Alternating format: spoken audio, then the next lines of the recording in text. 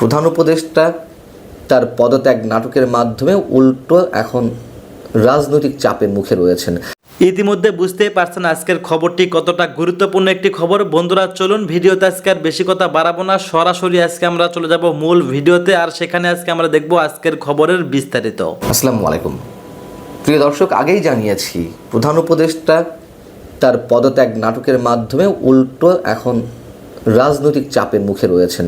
এখন এর সঙ্গে যেটি যুক্ত হয়েছে, তিনি তাকে কাজ করতে না দেওয়া হলে জাতির উদ্দেশ্যে জানাতে চেয়েছিলেন যে তিনি পদত্যাগ করবেন, এবং তার জন্য যে খসড়াটি তৈরি করা হয়েছিল ভাষণের, সেটি প্রচার হলে আরও বেশি হাস্যরসে পরিণত হতেন। এবং এই ভাষণের খসড়া নিয়ে এখন দেশ বিদেশের নানান গণমাধ্যমে নানান ধরনের কথা হচ্ছে, এমনকি নিউ ইয়র্ক টাইমসের মতন গণমাধ্যমেও তার সম্পর্কে অনেক কথা বলা হয়েছে। সে বিষয়ে আমি পরে আসছি। আমরা শুক্রবার শুনছিলাম যে তার ভাষণ রেকর্ডের জন্য যমুনাতে বিটিভির ক্যামেরা গেছে, যদিও পরবর্তীতে তা স্থগিত করা হয়। এখনও শোনা যাচ্ছে শনিবার তিনি জাতির উদ্দেশ্যে ভাষণ দিতে পারেন। ভাষণ তিনি দিতেই পারেন, কিন্তু যে কথাগুলো খসড়াতে ছিল সেগুলো যদি আবারও আনা হয় তা মানুষ আসলে খুব বেশি গুরুত্বের সঙ্গে নেবে না।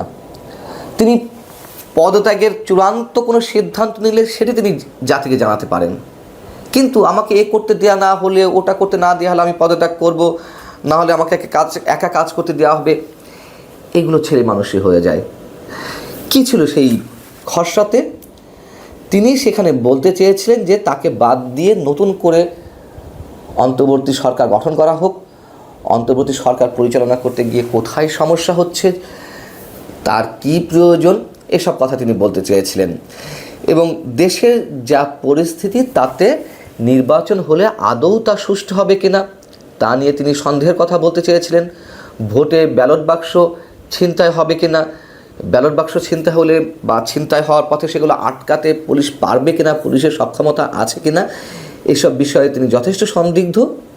এগুলো তিনি ফুটিয়ে তুলতে চেয়েছিলেন। এবং এই ধরনের কোনো নির্বাচনের পরিস্থিতি হলে বা নির্বাচন ব্যর্থতায় পর্যবেসিত হলে তার দায়িত্ব তিনি নেবেন না। দেখুন, এই কথাগুলোই, এই আশঙ্কাগুলোই আমরা করে আসছিলাম। দেশের যে অবস্থা কেন ঠিক করা হচ্ছে না? ইচ্ছাকৃতভাবে দেশকে অস্থিতিশীল অবস্থার মধ্যে যতক্ষণ রাখা যায় বলা সম্ভব হবে যে নির্বাচনের পরিবেশ নেই। আমাদের এই কথাগুলো তো অলরেডি রেকর্ডেড, পিছনে গিয়ে শুনতে পারেন যে আমার এই চ্যানেলে এই কথাগুলো বলা হয়েছে কিনা। এবং সেগুলোকেই তিনি ক্যাশ করতে চেয়েছিলেন। আইন শৃঙ্খলা রক্ষার নামে যে অপারেশনগুলো পরিচালিত হলো, সেখানে তো একটি বিশেষ রাজনৈতিক দলকে টার্গেট করা হয়েছে, তাদের নেতাকর্মীদেরকে গণহারে গ্রেপ্তার করা হয়েছে, প্রকৃত অপরাধী কজনকে আটক করা হয়েছে। চাঁদাবাজি চলছে এটি তিনি দেখতে পারেন না। প্রধান উপদেষ্টা ডক্টর মোহাম্মদ ইউনূস, এগুলো তার চোখে পড়ে না। এটা তো নিউ এজের সঙ্গে সাক্ষাৎকারে তিনি বলেছেন। নিউ ইয়র্ক টাইমস এবার কি বলছে? নিউ ইয়র্ক টাইমসের শিরোনাম হচ্ছে বাংলাদেশের leader threatens to resign over election pressure. এর চেয়ে একজন সম্মানী ব্যক্তিকে ছোট করার জন্য আর কিছু প্রয়োজন আছে? বা তিনি যদি নিজেই ছোট হতে চান, নির্বাচনী চাপ বাড়ার জন্য তিনি পদত্যাগের হুমকি দিচ্ছেন। নিউ ইয়র্ক টাইমস কি বলছে ভিতরে? 9 মাস হতে চললেও অন্তর্বর্তী সরকার সবাইকে হতাশ করেছে। যারা দ্রুত নির্বাচন চান তারা তো হতাশ, এর বাইরে আরও অনেকে।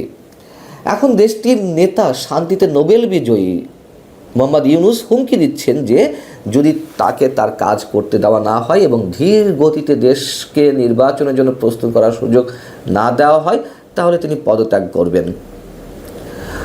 এখানে বলা হচ্ছে বর্তমানে দেশের সবচেয়ে বড় রাজনৈতিক দল ও সেনাবাহিনীর বিএনপি এবং সেনাবাহিনীর মধ্যে বিকাশমান ঐক্যের কারণে তিনি বাধাগ্রস্ত অনুভব করছেন। এই ঐক্য তার নীতিগুলোর সমালোচনা করছে এবং বলছে তিনি নির্বাচনের পরিকল্পনায় অত্যন্ত ধীর গতিতে এগোচ্ছেন। প্রধান উপদেষ্টার কার্যালয়ের বা যমুনার বা তার বাসভবনের কোনো এক কর্মকর্তা নিউ ইয়র্ক টাইমসকে জানিয়েছে যে এবছর নির্বাচন হওয়া উচিত বলে সেনা প্রধান সম্প্রতি যে বক্তব্য দিয়েছেন তাতে অখুশি হয়েছেন মোহাম্মদ ইউনূস। সে সঙ্গে রাজনৈতিক প্রতিপক্ষগুলোর সমালোচনায় তিনি মানসিকভাবে বিপর্যস্ত বোধ করছেন। এটা কোনো রাষ্ট্রনায়কের চরিত্রের সঙ্গে যায় না, কোনোভাবেই যায় না। নিউ ইয়র্ক টাইমস বলছেন যে মোহাম্মদ ইউনূস একজন চমৎকার ব্যাংকার হতে পারেন, আর একজন বিশেষজ্ঞর বক্তব্য এখানে রেফারেন্স হিসেবে নেওয়া হয়েছে। কিন্তু একটা প্রতিষ্ঠানের নেতৃত্ব দেওয়ার জন্য তিনি দারুণ হতে পারেন, কিন্তু তার যে ঘাটতি রয়েছে, দিনের পর দিন এটা স্পষ্ট হচ্ছে যে তার দৃঢ় ও শক্তিশালী ব্যক্তিত্ব নেই, যেটি বলছিলাম আমি নিজেও। প্রধান উপদেষ্টার এই ধরনের তার সম্বন্ধে যে নানান ধরনের গল্প প্রচলিত আছে, তা এটারই সাক্ষ্য দেয়।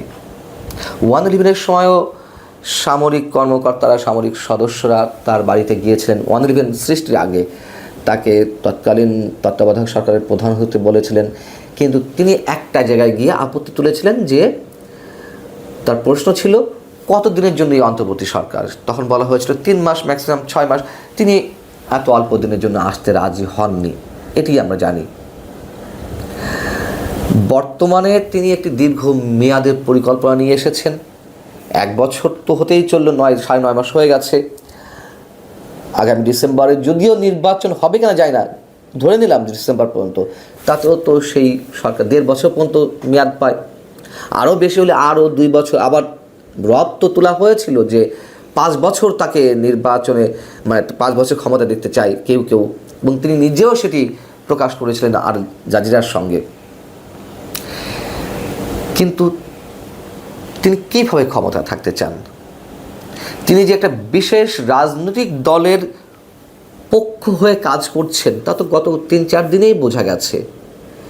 তার বাসভবনে কিংবা তার কার্যালয়ে সহজে অন্য কোনো রাজনৈতিক দলের নেতারা ঢুকতে পারেন না। সেখানে জাতীয় নাগরিক পার্টির নেতারা যখন তখন যেমন খুশি সেইভাবে তারা প্রবেশ করছেন, তার সঙ্গে বৈঠক করছেন। এই অবস্থায় এসে যে নাটকটি আমাদের সামনে উপস্থাপন করা হয়েছিল, আগেই বলেছি এটা একেবারেই ফ্লপ। উল্টো মানুষের কাছ থেকে তিনি আশা করেছিলেন, বিশেষ করে রাজনৈতিক দলগুলোর কাছ থেকে, রাজনৈতিক দলগুলোর মধ্যে একটা উন্নাসিক ভাব, তিনি গেলে যাবেন, নতুন বিকল্প খুঁজে নিতে হবে, কারোর জন্য কেউ বসে থাকে না। এখন তিনি পড়ে গেছেন ক্রস ফায়ারে। আর যদি কোনো ভাষণ আমাদের সামনে দেন জাতির উদ্দেশ্যে, দেখা যাচ্ছিলাম তিনি বিবিসির কাছে এমনটা দাবি করেছেন। তার এই দাবির পরিপ্রেক্ষিতে আবার অনেকের মনে প্রশ্ন উঠছে যে বিবিসির মতো গণমাধ্যমে তিনি ঢাকঢোল পিটিয়ে আবার এই দাবি করার পেছনের উদ্দেশ্য কি। অনেকে বলছেন যে এর পিছনের উদ্দেশ্যটা হচ্ছে সেনাপ্রধান বা সেনাবাহিনীর বিরুদ্ধে তারা ডক্টর ইউনূসের পক্ষে একটি আবেগের জায়গা থেকে ঐকমত্য প্রতিষ্ঠা করতে চায়, সেনাবাহিনীকে অনেকটা চ্যালেঞ্জের মুখে ফেলতে চায়। কেমন সেটি আমি বলছি, যার কিছু নমুনা এর মধ্যে আমাদের সামনে উপস্থিত হয়েছে। নাহিদ ইসলাম বিবিসির কাছে বলছে যে প্রধান উপদেষ্টা দেশে যে বর্তমান পরিস্থিতি তাতে করে কাজ করতে পারবেন কিনা শঙ্কা প্রকাশ করেছেন, এবং রাজনৈতিক দলগুলো সরকারকে যথেষ্ট পরিমাণ সহযোগিতা করছে না, তারা দেশের বিভিন্ন ইস্যুতে একটা কমন জায়গায় আসতে পারছে না, এই জন্য তিনি ক্ষোভ প্রকাশ করেছেন। সেই জায়গা থেকে তিনি পদত্যাগ করতে চেয়েছেন। ছাত্ররা বুঝিয়েছে, ছাত্র উপদেষ্টারা বুঝিয়েছে না, তার পদত্যাগ করা যাবে না। তারা সময় নিয়েছে শনিবার পর্যন্ত। কারা কারা উপস্থিত ছিলেন নাহিদ ইসলাম ছিলেন, মাহফুজ আলম ছিলেন, আসিফ মাহমুদ সজীব ভুঁইয়া ছিলেন স্থানীয় সরকার বিষয়ক উপদেষ্টা, এবং জাতীয় নাগরিক কমিটির অন্যতম যুগ্ম আহ্বায়ক নাসিরুদ্দিন পাটোয়ারি। এখন শনিবার পর্যন্ত তারা কি সময় নিয়েছে? প্রধান উপদেষ্টাকে নাকি বোঝানো হয়েছে যে তারা শনিবারের মধ্যে চেষ্টা করবে জুলাই আন্দোলনের পক্ষে যারা ছিলেন তাদের সব পক্ষকে একটা আমব্রেলার নিচে নিয়ে এসে একটা সমাবেশ করবে, বড় সমাবেশ করবে। সেটি একটা মেসেজ হবে সেনাপ্রধানের বিরুদ্ধে, অনেকে বলছেন, এবং একটা সমাবেশ করবে এমনটাও জানা গেছে। এবং সেনাবাহিনীর বিরুদ্ধে এরই মধ্যে নানান জায়গা থেকে বিভিন্ন ধরনের কথাবার্তা উঠতে শুরু করেছে, এবং কারা করছে সেটিও তো স্পষ্ট। যেমন আসিফ মাহমুদ সজীব ভুঁইয়া, তিনি একটি স্ট্যাটাস দিয়েছেন তার ফেসবুকে বৃহস্পতিবার, বলতে গেলে গভীর রাতে। সেখানে তিনি বলছেন যে বাংলাদেশ আওয়ামী লীগ নর্থ ও দিল্লি জোটভুক্ত।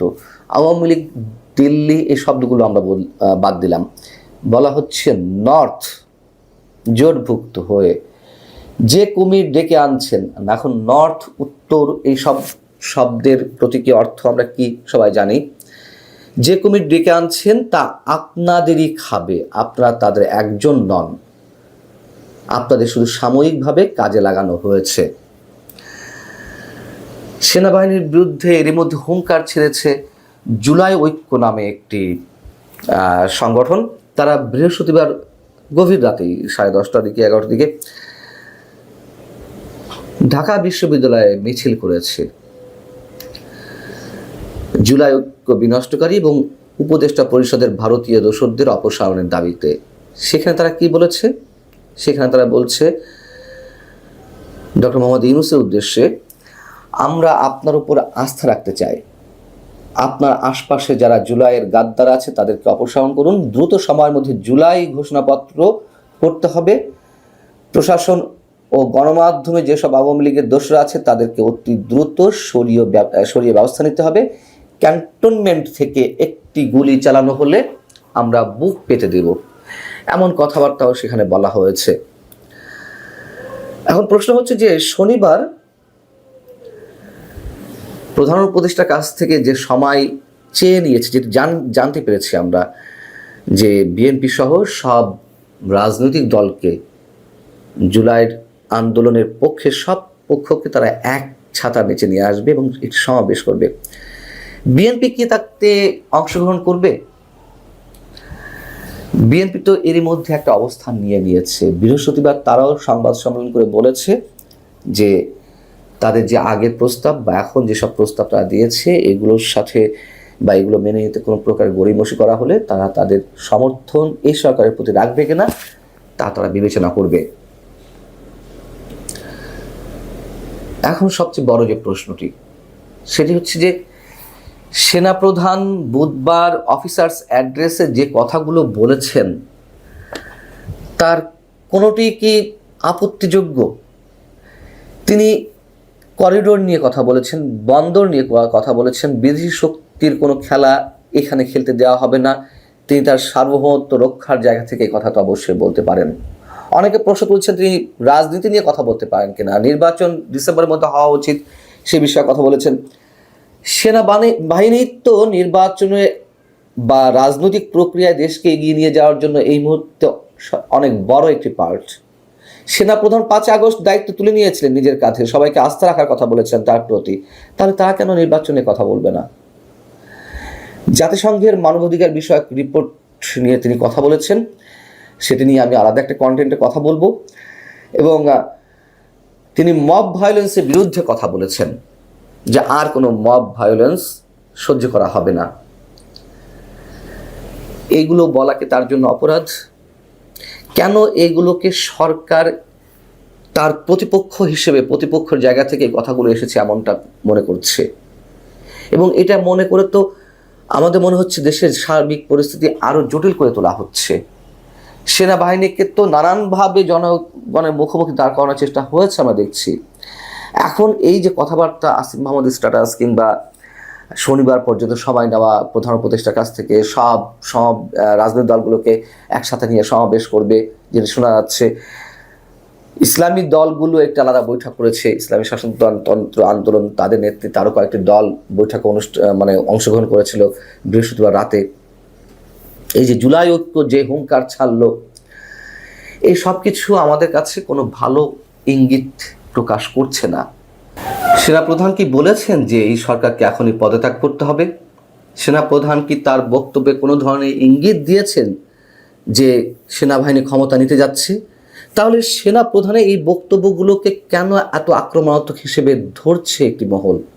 মানুষের যে চাওয়া, মানুষের যে প্রত্যাশা এবং অধিকাংশ রাজনৈতিক দল যত দ্রুত নির্বাচন করা যায় তার পক্ষে তো মত দিয়েছে।